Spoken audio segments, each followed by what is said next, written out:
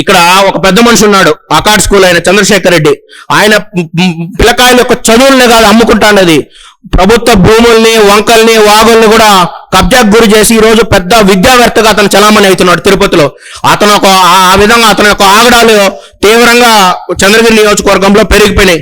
ఈయన మీద CBI enquiry చేసి అతని విద్యా సంస్థలు అతను మొదలు పెట్టక ముందు అతని ఆస్తులు ఎంత, ఇప్పుడున్న అతనికి ఆస్తులు ఎంత, వీళ్ళకి ఏ విధంగా 100 కోట్ల రూపాయల ఆస్తులు వీళ్ళు సమకూర్చుకున్నారు, 100 కోట్ల రూపాయల ఆస్తులు వీళ్ళు ఎందుకు సంపాదిస్తున్నారు, ఎక్కడి నుండి వచ్చాయి. విద్య అనేది భారతదేశంలో చట్టపరంగా ఎక్కడ కూడా వ్యాపారం చేయకూడదని చెప్పి మనకు చట్టంలో ఉంది. విద్య వ్యాపారం కాదు, విద్య సేవ, విద్య పేదవాడి హక్కు. ఈ హక్కుల్ని ఏ విద్యా సంస్థ కూడా పాటించడం లేదు.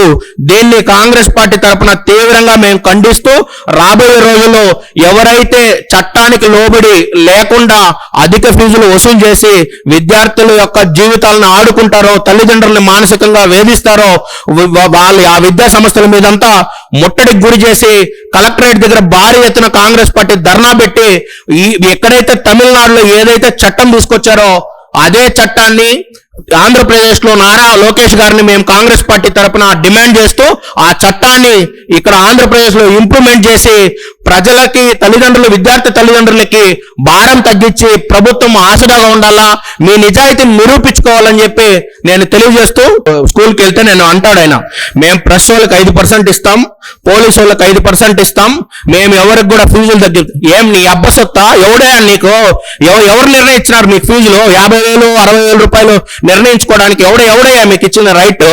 ఎవరిచ్చారు? విద్యా సంస్థలకి ఫీజులు నిర్ణయించుకునే హక్కు మీకు ఎక్కడిది? మీరేమన్నా ప్రైవేట్ కంపెనీ నడుపుతున్నారా? ప్రైవేట్ కంపెనీ నడుపుకోండి మీరు పోయి.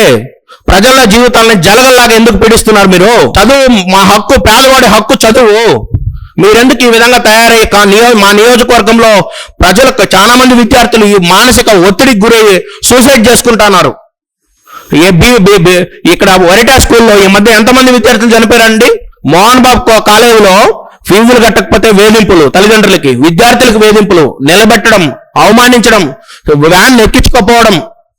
దయచేసి మేము మీడియాని చేతులు జోడి వేడుకుంటాం, దీన్ని బయటకు పెట్టండి, దీన్ని అరికట్టండి, దీని మీద కాంగ్రెస్ పార్టీకి మీరు అండగా ఉండండి, ప్రశ్నించండి. మీడియా కూడా ఎందుకు రెగ్యులేషన్ యాక్ట్ ని ఎందుకు పాటించరు వీళ్ళు? డిఓ గారు కూడా ఎందుకు ఇంప్లిమెంట్ చేయరు? ఎందుకు ప్రశ్నించరు? మీకు వాళ్ళకున్న లాలోచన ఏంటి? మీరెందుకు పోరు? విజిట్లకు ఎందుకు పోరు? మీరు కళ్ళు పోసుకొని నిద్రపోతారా? రాజకీయ ఒత్తిళ్లు ఉంటాయండి, అడగండి. మీరు నడపమని చెప్పండి, మీ దగ్గర పర్మిషన్ తీసుకున్నప్పుడు మీరు నడపమని చట్టానికి లోబడి.